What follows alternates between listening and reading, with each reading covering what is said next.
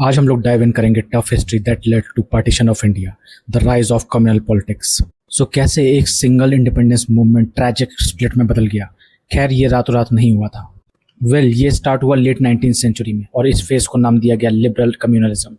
सो यहाँ पे तीन मेन थिंग्स थी जिन्होंने प्लांट किया सीड ऑफ डिवीजन को।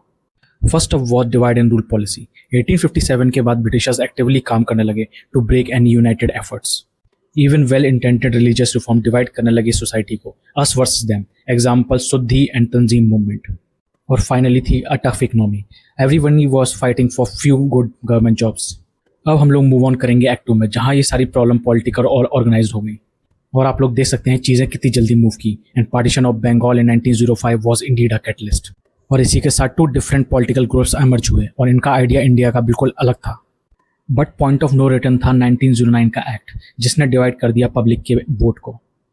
बेसिकली आप जिसको वोट कर सकते थे वो आपके रिलीजन से टाई हो गया था।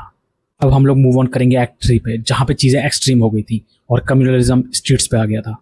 सो 1937 का इलेक्शन एक बहुत बड़ा टर्निंग पॉइंट था। Here we could see a divided society. और after the poor performance in 1937 election उन्होंने अपना गोल चेंज कर दिया, which led to a more radical approach. और ये सब कुछ बेस्ड था 2 नेशन थ्योरी पे, idea harden by Mohammad Ali Jinnah. So in 1940s ये एक सिर्फ आइडिया नहीं रह गया था, बट ये एक पॉलिटिकल डिमांड बन चुका था।